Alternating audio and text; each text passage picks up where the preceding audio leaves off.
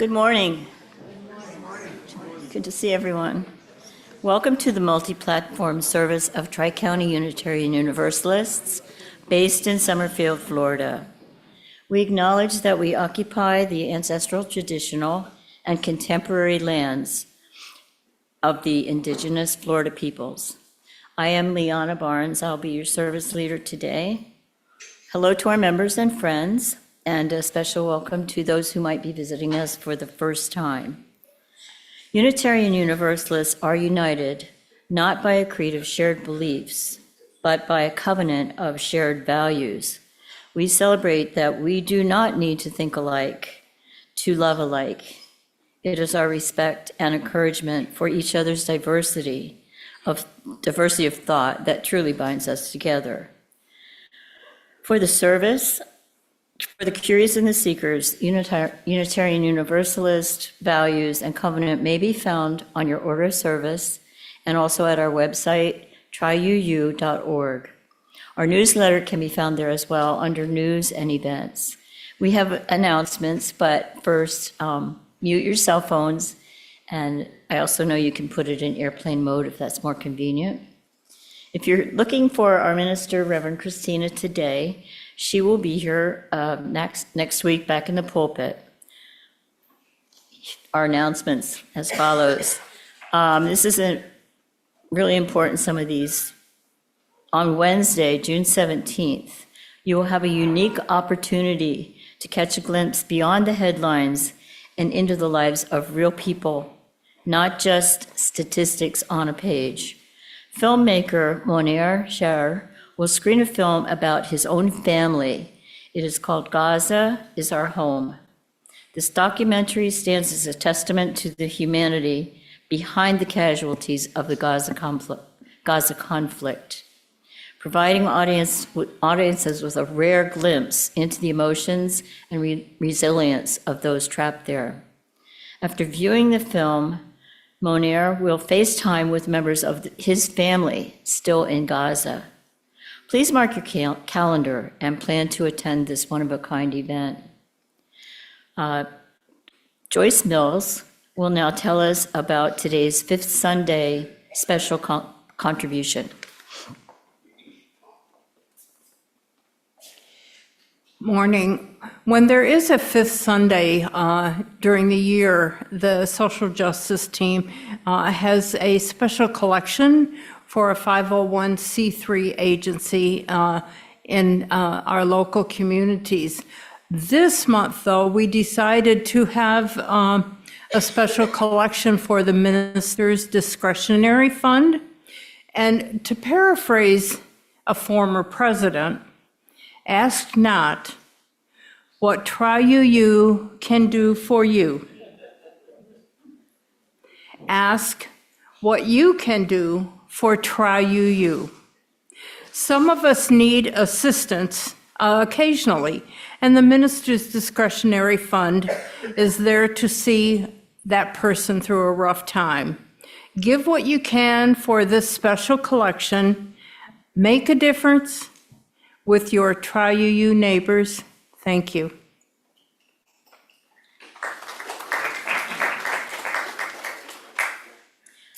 I'd now like to call the ushers forward, and we will have our sharing of abundance before we do the rest of the service.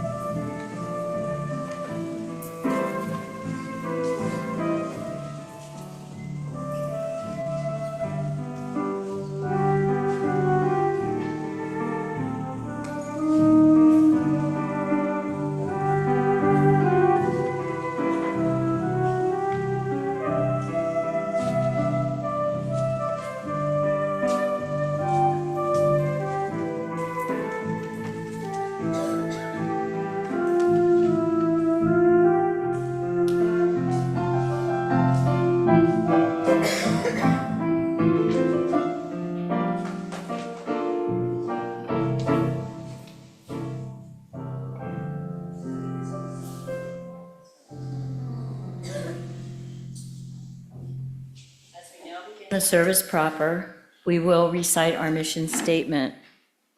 Please join us with your voice as we recite together. We unite in religious community to seek spiritual growth, live with integrity, and serve with compassion. Our chalice keeper today is Joan Shepherd. We invite those on Zoom to light your chalice at home.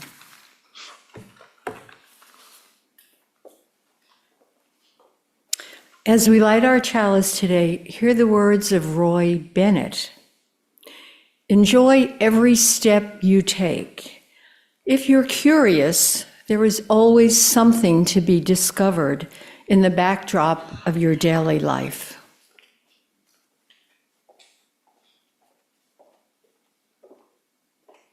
Our speaker today is Dr. Jes Martinez-Hunt.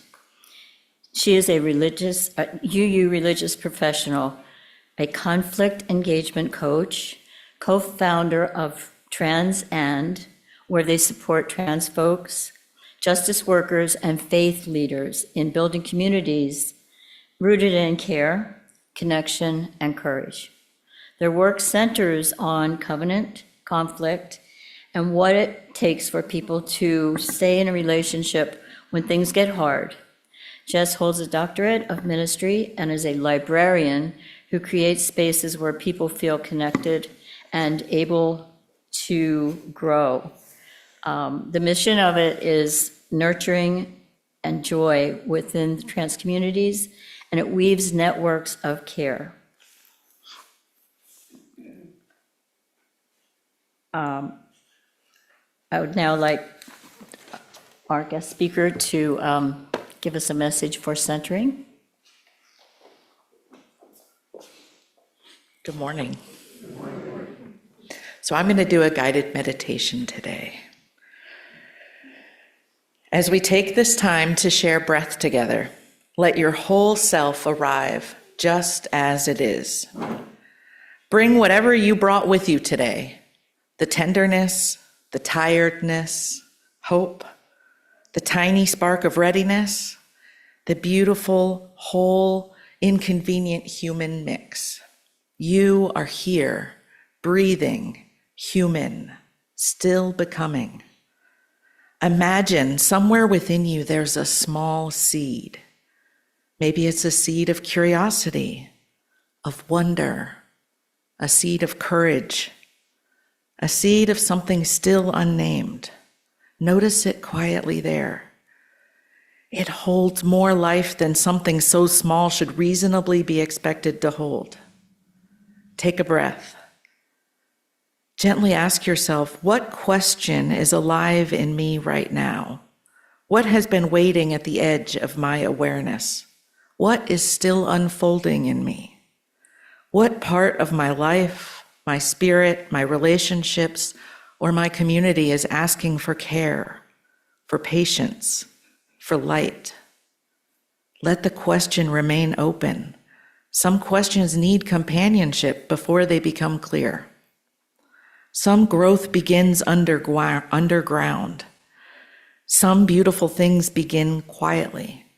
So for this moment, simply tend that seed. Offer it your breath, tenderness. Offer it enough trust to grow in its own time. As we breathe together, may we remember that curiosity can be part of faithful living. Wonder can help us stay alive. Staying open in a hard world is a form of courage. When you are ready, return to this room, to this community, to this day, still becoming, still holding the possibility that something beautiful may be beginning.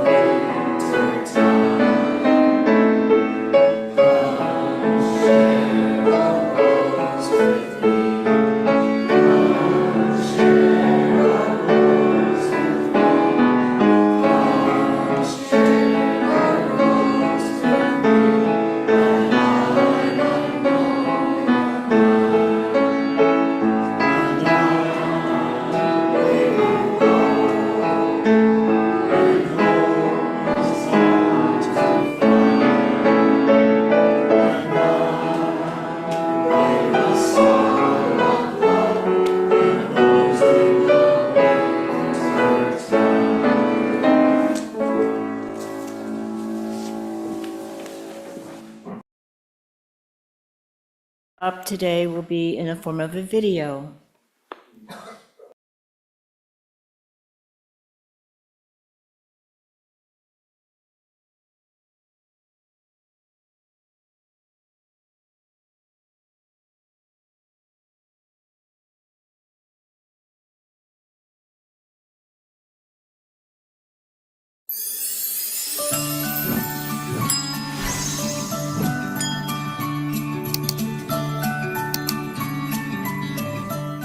The Dot by Peter H. Reynolds.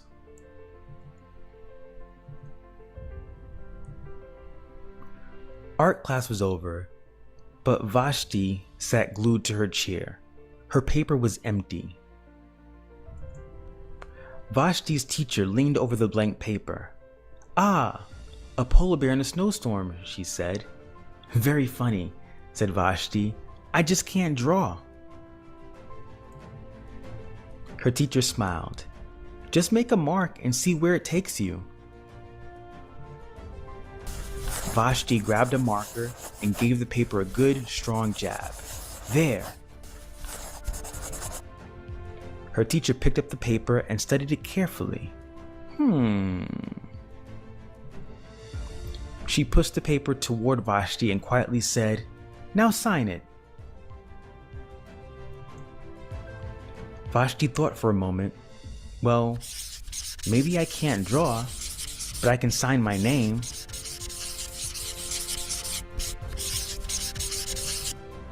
The next week, when Vashti walked into art class, she was surprised to see what was hanging above her teacher's desk.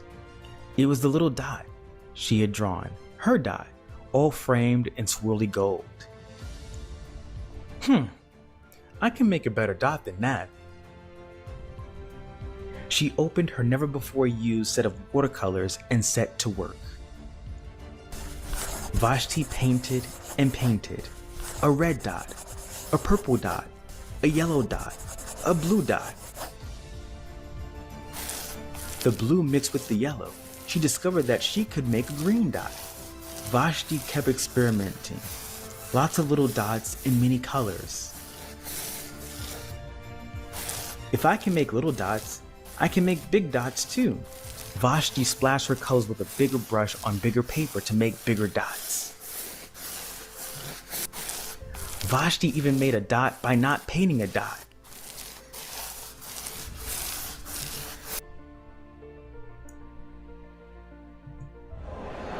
At the school art show a few weeks later, Vashti's many dots made quite a splash. Vashti noticed a little boy gazing up at her. "You're a really great artist. I wish I could draw," he said. "I bet you can," said Vashti. "Me? No, not me. I can't draw a straight line with a ruler." Vashti smiled. She handed the boy a blank sheet of paper. "Show me." The boy's pencil shook as he drew his line. Vashti stared at the boy's squiggle, and then she said, "Please, sign it."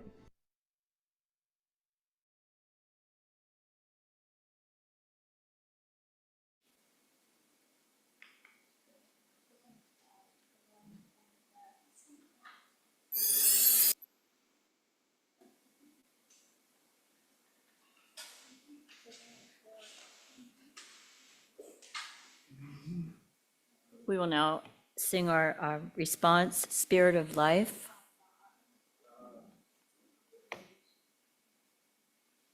No? Oh, transitions, I'm sorry. As we move deeper into our service,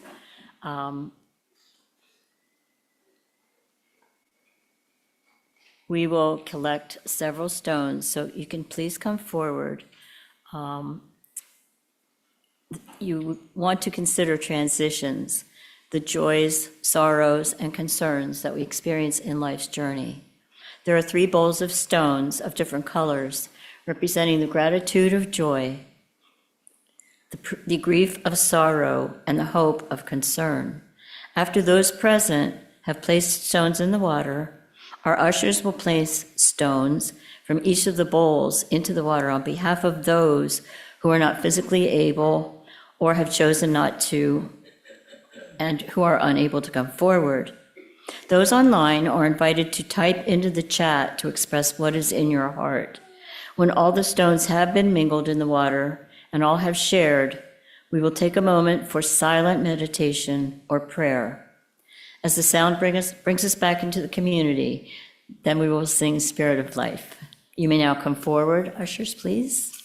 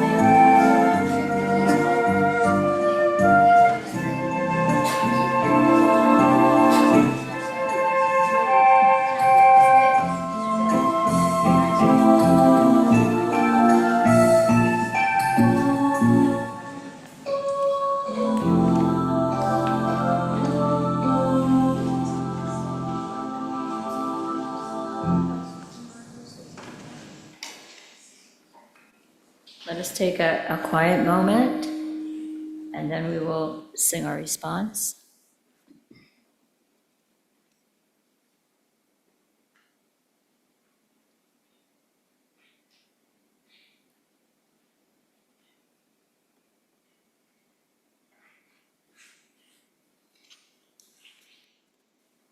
Thank you. You may now sing Spirit of Life.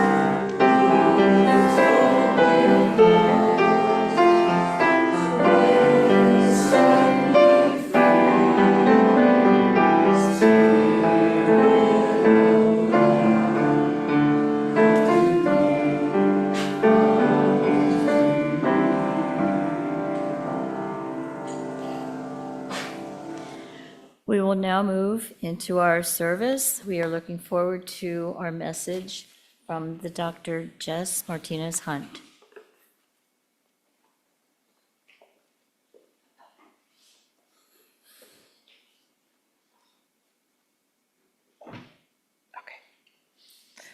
Good morning again. So let's take another breath together. I always love to start with the breath. Let your body remember that you get to arrive as you are. You can arrive unfinished and uncertain. You can arrive with a little tenderness around the edges, a little static in the system, or a whole committee meeting happening in your head. If you manage to arrive fully centered, deeply grounded, emotionally regulated, and entirely ready for transformation, please find me after the service because I have questions about your process. Today, you can just arrive. We are living in a time when bracing can feel easier than opening. It can feel easier to move quickly to conclusions, easier to cling to what we already think we know. Easier sometimes to confuse certainty with safety. I get it. Truly, there's a lot in this world right now that can make a person want to tighten up. We can feel the urge to become more efficient, more defended, more resolved, to move through life with the emotional equivalent of your shoulders, somewhere up here, very familiar, not especially comfortable posture, exhausting, and it doesn't leave us much room to breathe. But beneath all of that, curiosity still lives, quietly, persistently, like a little tug, a pause, a small shift in our spirit, a sense that there may be more here than we first understood, that the story is still unfolding. Maybe we are still becoming. Part of what we're doing together this morning is noticing that something in our lives, in our communities, even in ourselves, is at a new beginning. Something beautiful may be beginning. A little while ago, I caught myself having a very quick reaction to something. The kind where your mind moves fast and your opinion feels certain. Oh, I know what this is. I know what this means. I already know exactly how I feel about this. The whole story was already written. Everybody had their assigned roles. And to be honest, I noticed it happening. I could feel myself moving toward a conclusion before I really stayed with that moment at all. Then something quieter seemed to surface underneath, a small pause, that little opening, and something in me asked, what if there's more here? It was a tiny moment. There was no John Williams soundtrack, no shining sudden beam of spiritual light. I didn't instantly become wiser or kinder or more evolved. I just paused long enough to get a little more curious. And that small little shift changed the moment. It made more room for complexity, for grace, a little more room for the possibility that my first reaction was only the beginning of the story rather than the whole of it. I keep thinking about how often curiosity works exactly like that. It is rarely a grand revelation or sweeping transformation. Curiosity often begins as a pause we almost miss, a tiny opening in a moment when we could have stayed closed, the willingness to let a question breathe before we rush to answer it. That, to me, is holy. Curiosity is more than a personality trait. It should be something we admire in children and make room for in adults. Curiosity is necessary for the soul to stay alive.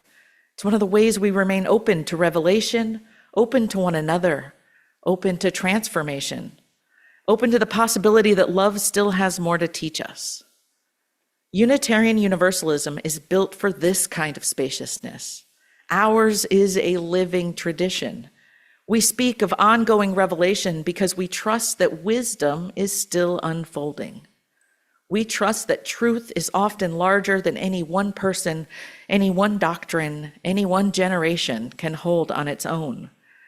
We trust that the work of becoming more loving, more just, more awake is a practice that we return to again and again.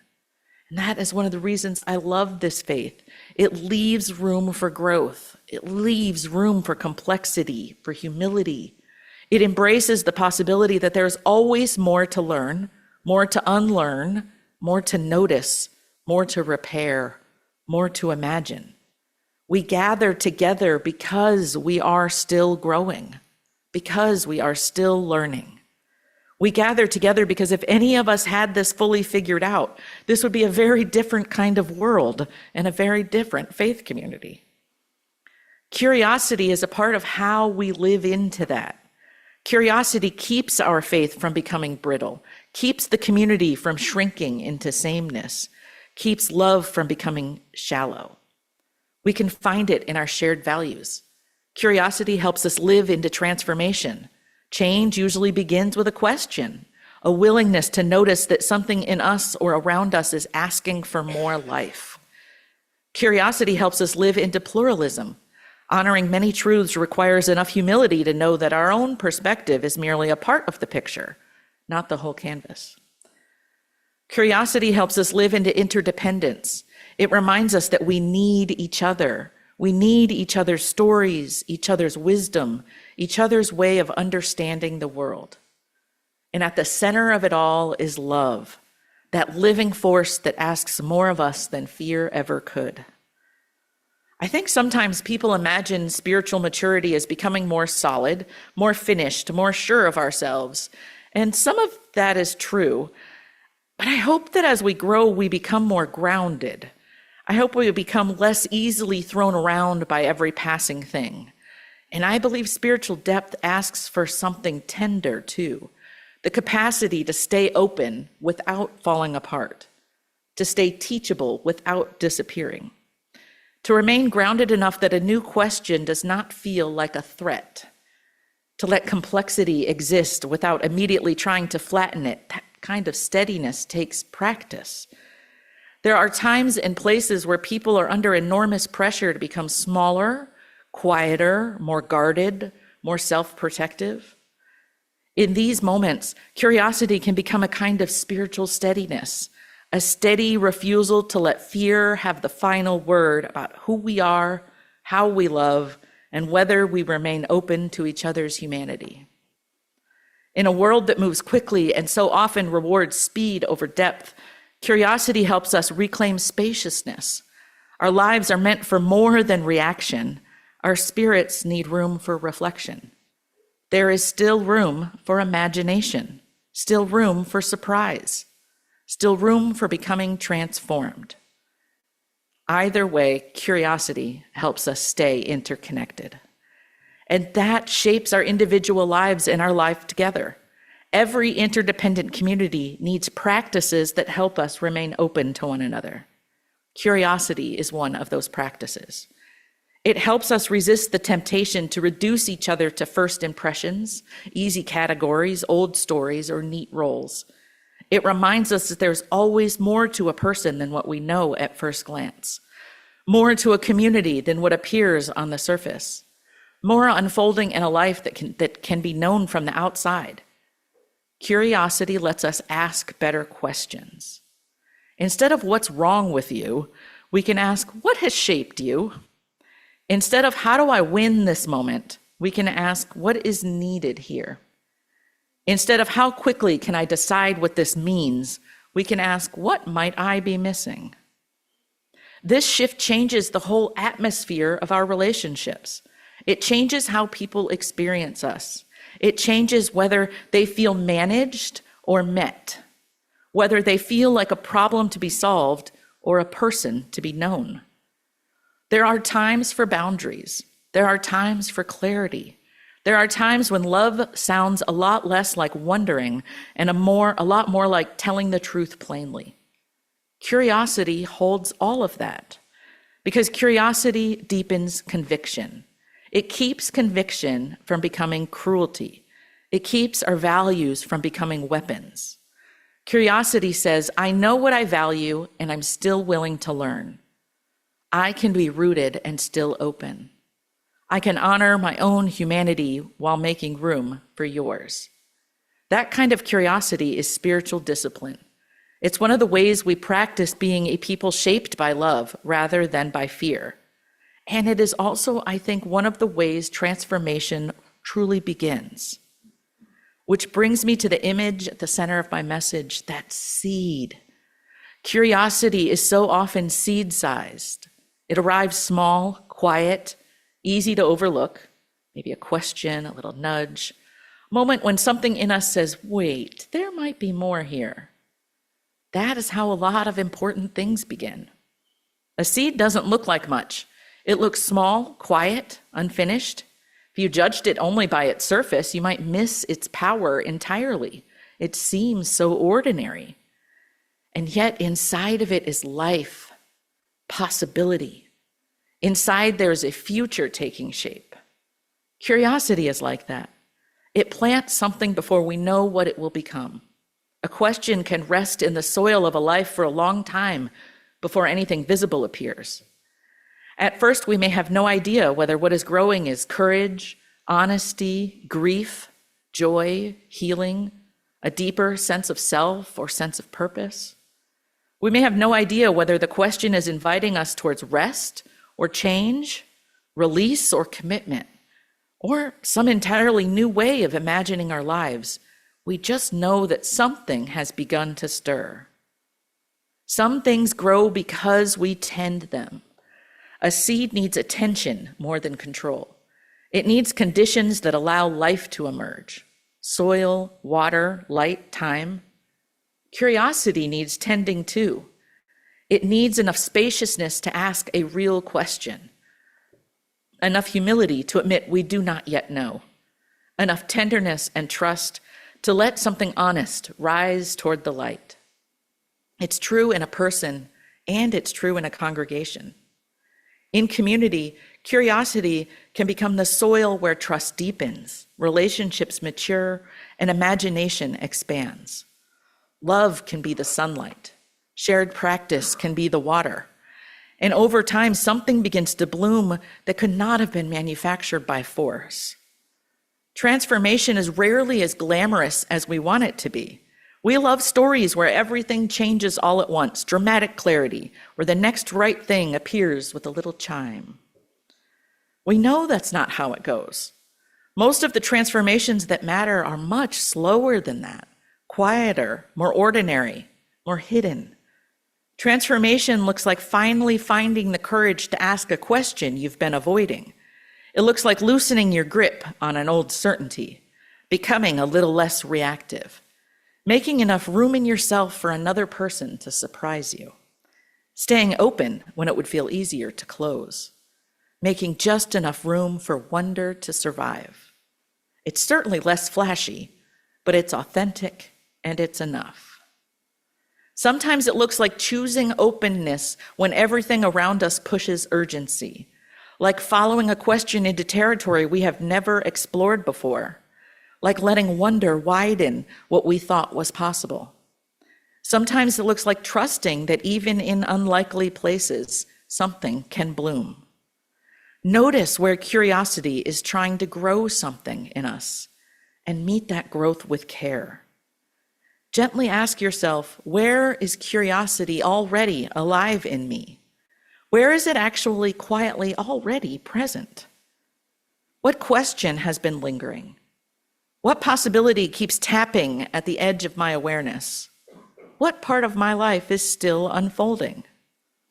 Maybe it's personal, your own healing, your own joy, your own tiredness, your own call.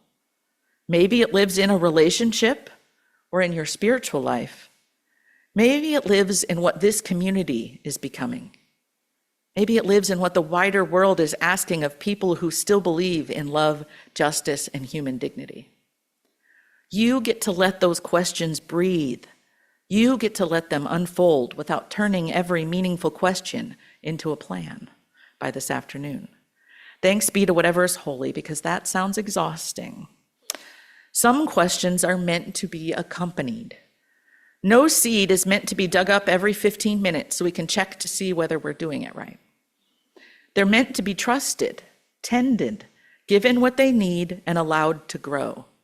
That too is a spiritual practice, to trust that everything meaningful has its own rhythm, that some of the most important growth is hidden for a while, that curiosity is a way of paying attention, that wonder is wise and openness is courageous. To trust that staying tender in a hard world is a form of courage. This is one of the best gifts curiosity offers us right now. It helps us remain human.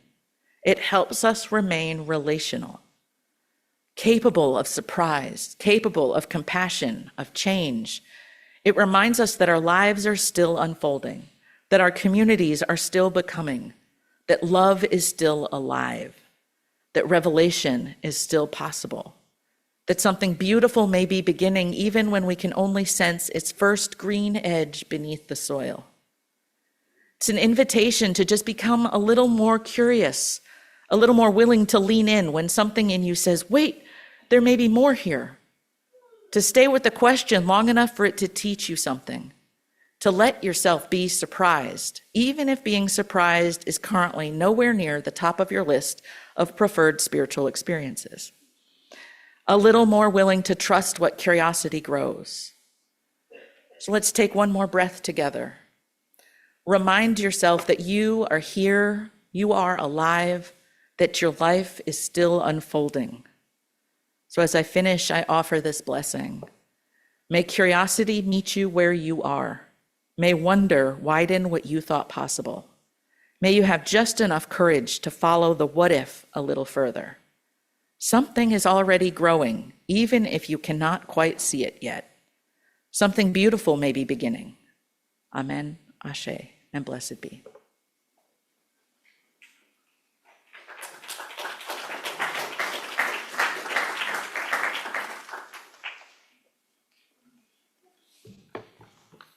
We will now sing I Know This Rose Will Open. It's found in 396 in your hymnal, and I'm told it's going to be in the form of a round. I guess you can still be. There we go.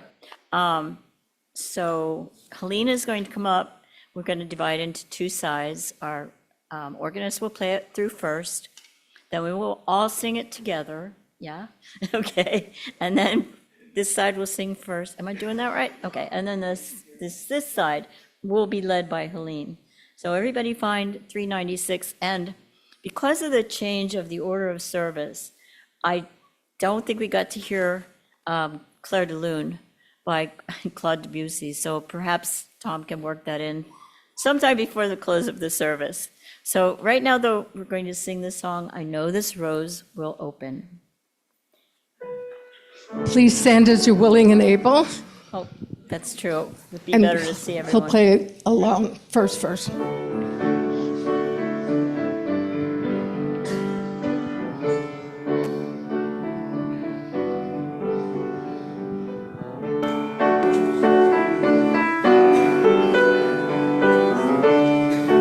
We'll all sing together. I know this rose will open. I know my fear will burn away. I know my soul will unfurl its wings. I know this rose will open.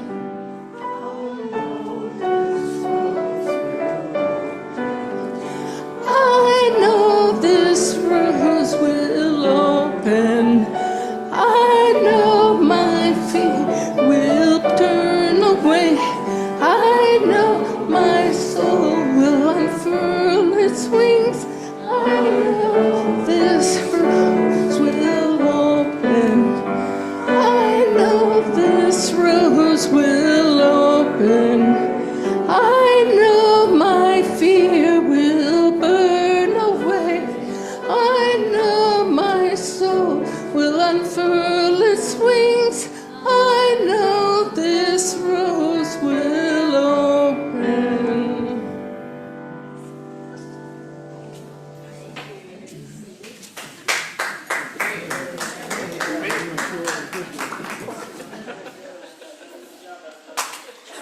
Joan Shepherd will now read our chalice extinguishing message.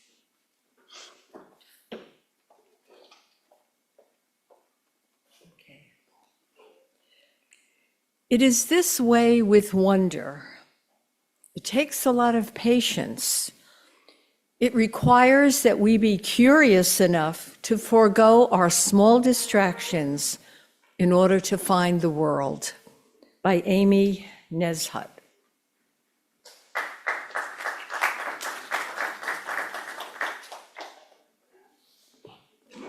Thank you.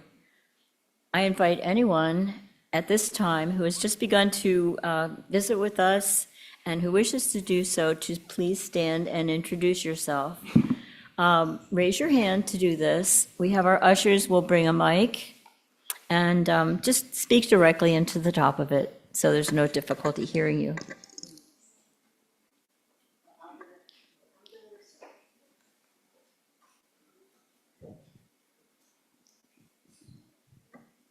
Hi, I'm Bob Sampson. Hello, Bob. Nice to have you today. Welcome. Oh, I'm from Okahumpka. Oh, That's Seminole okay. Indian for bitter water. All right. Thank you and welcome.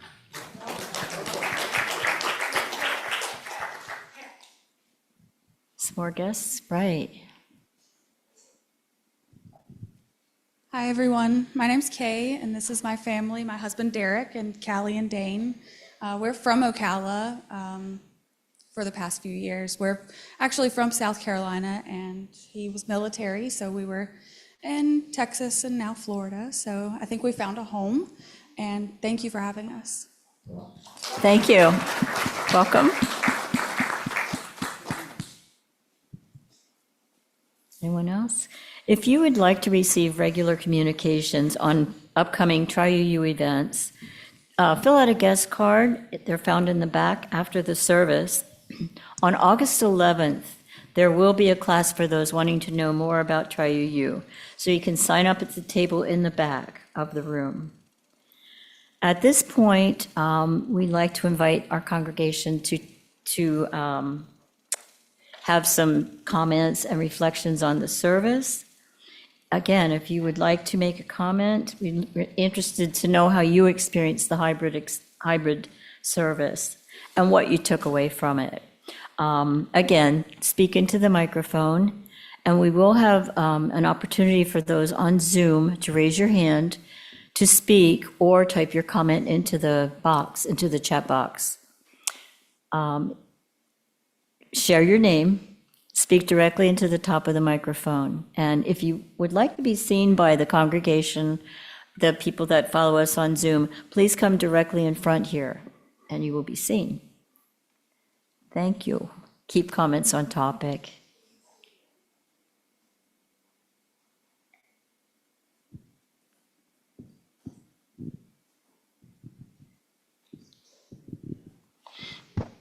My name is Yvette. When I was a kid, I was curious about a lot of things. I taught myself to play taps on this little fake, kind of trumpet. And I used to find wreaths and just stick stuff on it and make a Christmas wreath with all kinds of weird things. And even into my 20s, I was still curious about things and I wanted to learn things. I took an art class.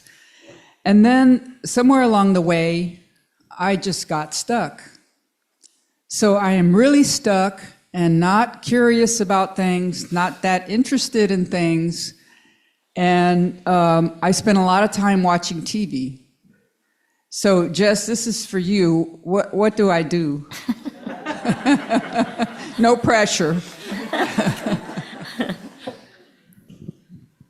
I wonder if the local library has fun events and craft meetups that may be fun to do. I know the library I work in Maitland, we have a Tuesday night craft meetup, and we also have the Modern Quilting Guild that meets there once a month.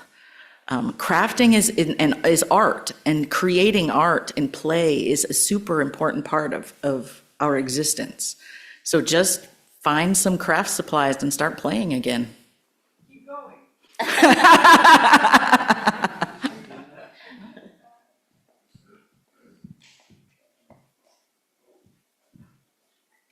I be seen? Should I stand right there?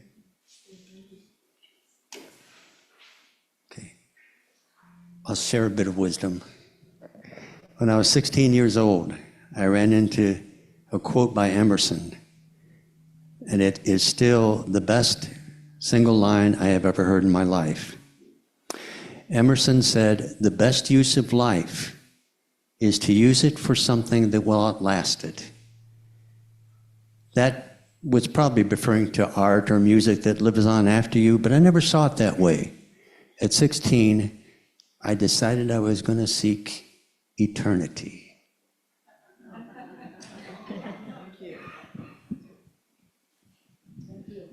I'm Pat, and I was traveling to this wonderful organization this morning, listening to Audible, my current drug of choice. And I was listening to Pema Chodron, and she told a story that happened in 1911. I can't name the exact source of the story, but anyway, a person was discovered that had lived in California at the time of the gold rush, and ultimately his small tribe was all gone, and he was discovered by sociologists and brought to be a subject of research. And to come from his isolated situation to where the researcher lived, the researcher had to get this person on a train. And the person was terrified because always their tribe had watched the trains from a distance, and they had the belief that they were death-dealing instruments that ate the people that entered in. And so he was terrified to get in the train, as you can imagine, being the last person of his tribe and having lived with this story for his whole life.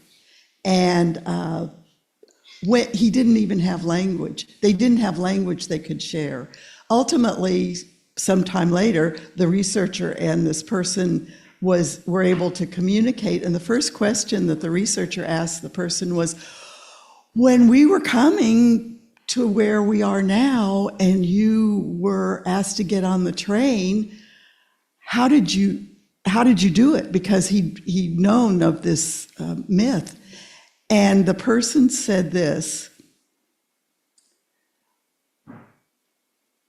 when my curiosity overcame my fear, I was able to act.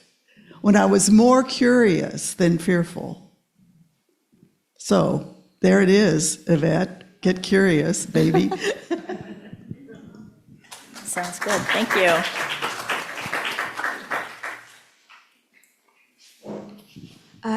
I want to thank you, Doctor. The only negative I could say is you said so much that I'm going to have to go through this recording over and over again. You seem to hit upon so many of the little ahas, and I said, I wonder if you read my journal. But I know recently I was listening to a Harvard professor talk about the science of mindfulness, and she highlighted exactly what you're talking about today. So I think it's no mistake that I'm hearing this, and about curiosity. She said she was always an A student, but she's learned that coming to the awareness that she doesn't know has opened up for her so many of the unknowns. What I used to think where future uncertainties created anxiety, she put it in a way that talked about the unknown possibilities. But only when we were able to stay in the moment with that clarity of accepting what is, and about how using happiness as our barometer for discernment, for assessment, not judgment, on and on. And as you were talking, it just came back to me over and over again. You hit upon so much. I think it's so important to just stay aware of who we are and love ourselves as we are, and loving others, and the whole world of that curiosity becomes so palpable, just being present in the now. So thank you. Thank you. Hello, this is Roger Cooper. Can you hear me? Yes. You can hear me. Yes.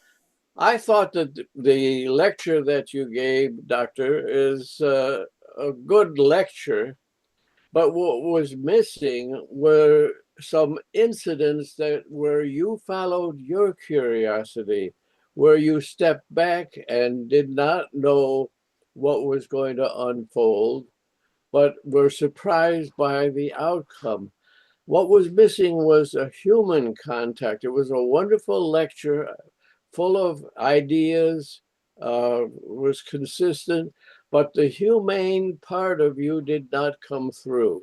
I hope if you do this again, you will remember that we are people, we have our own feelings, and we're sitting here with different ways of looking at the world. And tell us how your curiosity has led to things. I know my curiosity has led me, when I was in rehab for a broken shoulder, to find out about my caretakers. And each of them had an interesting story. But the interesting thing for me was nobody asked me about my story. But that was okay. I have a rich life and I have a rich history, but I couldn't figure out why people were not curious about me as I was curious about them. So thank you for giving us a good lecture, but it missed out on your participation from your own experience. That would have hooked me all the way through. Thank you. Would you like to comment? Okay. All right. Anyone else on Zoom or in our congregation? All right, I would now like to, oh, one more? Okay, great.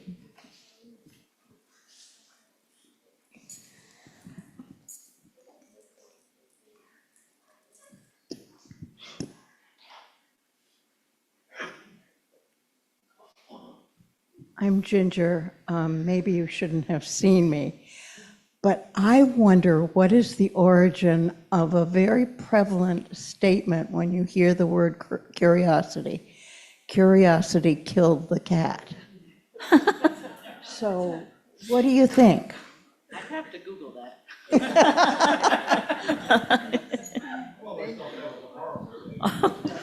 Yeah.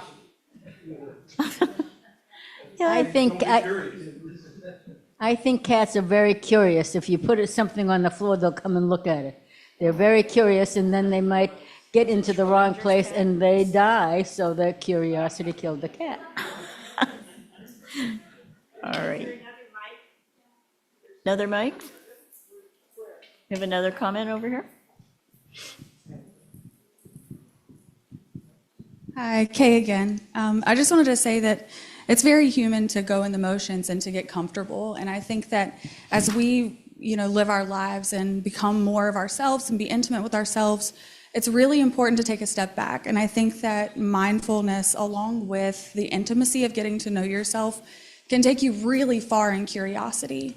As far as planting yourself in the ground, like a tree, and having those roots to keep you down, you also have to remember that those leaves, your branches, all the other parts of you are out and exposed and can reach any direction that you want them to reach. But going in the motions is such a human thing. It's very human to get, we're creatures of comfort. We like to do what we do and we get used to it. And I think that our society is not as mindful as we should be or used to be or what have you.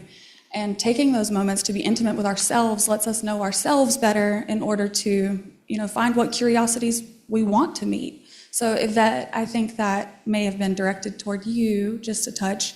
Do things that you wouldn't regularly do and take the time to really evaluate how you enjoy things. That way you can really lead yourself to more joy. And maybe, after you paint that dot will get bigger, or you'll influence the world around you to make more dots, and that I think will grow.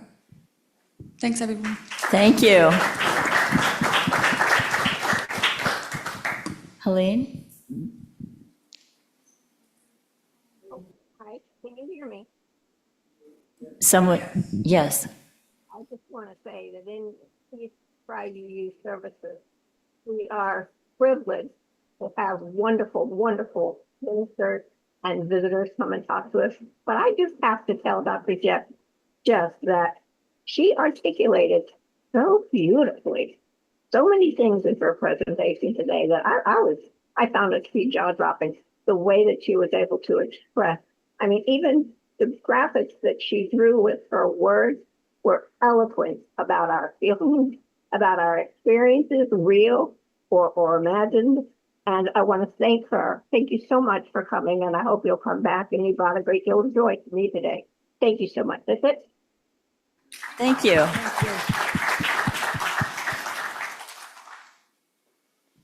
Anyone else? Carol? I don't think our last person on Zoom introduced herself, but I believe it was Donna O'Hara. And how nice to see her. We haven't seen you in forever, so even on Zoom, it's wonderful to see you. Thank you.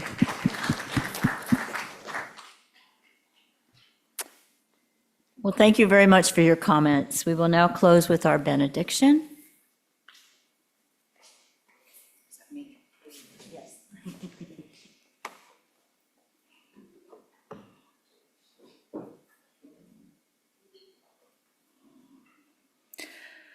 Go now with a little more room in you, room for question before the answer, for person before the assumption, room for the possibility that love is still moving, even in the places that feel tight, tired, and unfinished. May you be gentle with what is still growing. May you be brave enough to stay open. May you be rooted enough to be changed. May you be curious enough to be surprised. And when the world asks you to harden, may you remember the quiet wisdom of seeds. Life begins small. Growth takes time, and something beautiful is already on its way. Amen, Ashe, and blessed be.